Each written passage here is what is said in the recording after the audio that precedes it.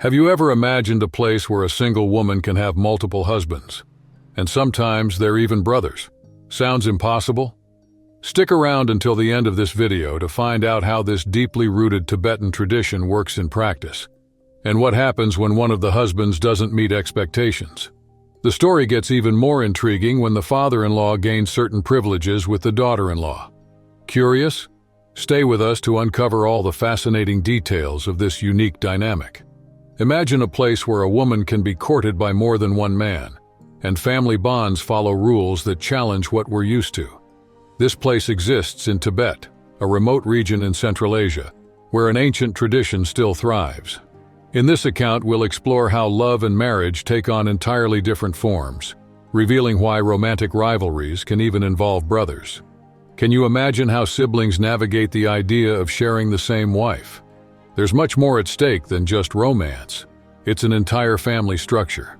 Stay with us to the end to learn the details of this tradition and understand how it shapes social and familial relationships.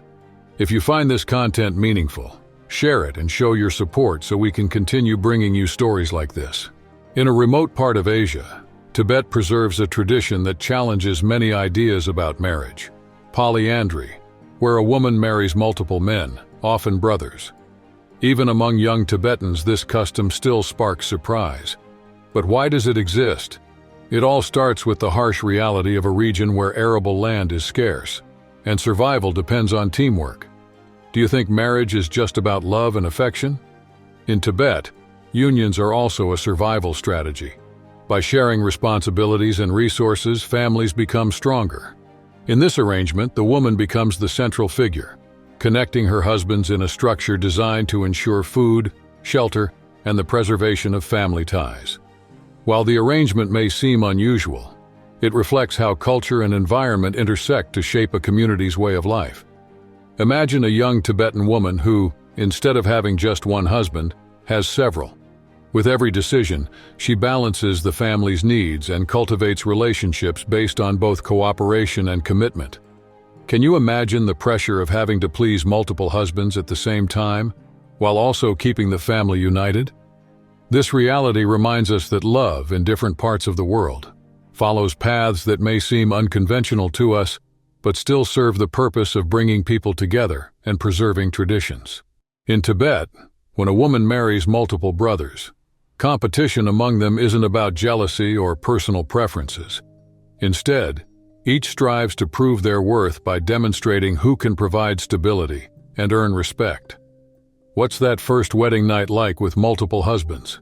Who wins that initial contest? On the first night, the wife doesn't spend it with just one husband. Instead, she follows a ritual where she shares parts of the night with each brother. The eldest brother usually takes precedence, but this isn't merely a sign of authority.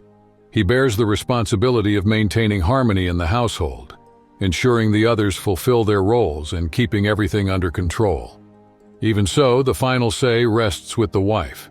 If any of the brothers fail to do their part, whether due to a lack of resources or effort, they risk being excluded from the family structure. Being removed from the circle doesn't just mean losing a connection. It means facing life alone in an environment where mutual support can be the difference between survival and hardship. In extreme cases, a man who loses his wife's support might be expelled from the family, forced to face the world on his own. Being cut off entirely is a difficult experience, but it's not the only surprising detail. There are instances where the father-in-law also plays a role in the marriage, receiving certain privileges with the daughter-in-law, though this is rare. Imagine if your own father had privileges with your wife. It sounds absurd, but it's part of some Tibetan stories. In this system, the woman doesn't just interact with her husband's brothers. She might also have to navigate a relationship with their father in certain contexts. With so much complexity, the question arises, why do Tibetan women accept these relationships? Tibetan families follow a tradition where power isn't concentrated solely in the hands of men. Women have significant influence, and surprisingly to many Western perspectives, many of them support this custom. It provides a sense of economic security and emotional stability in a region marked by daily challenges. Do you think these women are just following an imposed tradition? Or do they find real advantages and protection in this kind of arrangement? In this context, winning a woman's affection in a multi-partner relationship isn't just about romantic rivalry. There's also competition for recognition within the family group. After marriage, the men dedicate themselves to maintaining the household, strengthening the family's finances, and caring for the wife. It's an ongoing process where each strives to demonstrate their usefulness and commitment. Over time, women recognize who is genuinely dedicated to the family. Consistent presence and a sense of responsibility become key factors. And what happens if one of these husbands doesn't put in enough effort? The competition doesn't stop after the wedding, it simply changes form. Those who don't meet these expectations may find themselves sidelined, as the priority is to maintain the emotional and financial balance that sustains the entire family. Life in polyandrous families in Tibet puts immense pressure on the men. Only those who show strength and commitment can adapt, but not everything works perfectly. Some men, overwhelmed by tasks and responsibilities, seek relationships outside the family, a behavior that faces strong disapproval. Can you imagine risking everything for an affair outside the household? Here, it could cost a man his inheritance and even endanger his life. When this happens and a child is involved, the man loses his inheritance rights and becomes vulnerable to poverty. Loyalty to the family is therefore a top priority, and any violation comes with serious consequences.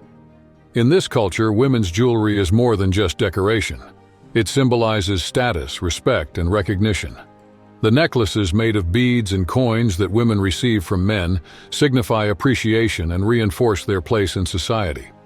Could a simple coral necklace change a Tibetan woman's life? Yes, if that adornment catches the attention of a partner who can secure her future. When a woman wears a coral necklace, often a gift from outsiders, she stands out even more, attracting potential husbands. In this context, social value is closely tied to the ability to attract and maintain alliances, all within a framework where loyalty to the family group carries significant weight. Tibet is home to marriage traditions that stray far from the conventional.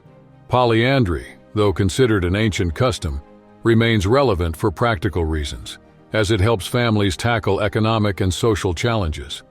In this arrangement, women are far from passive. They choose their husbands and assess each one's level of commitment.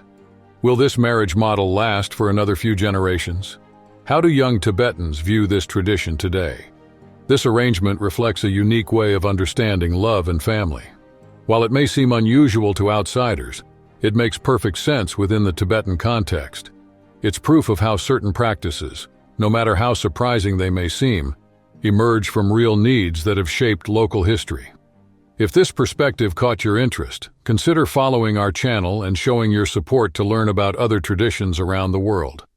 Share this content with anyone you think would be surprised to learn that, in some places, marriage can involve multiple husbands, and even a father-in-law with special privileges.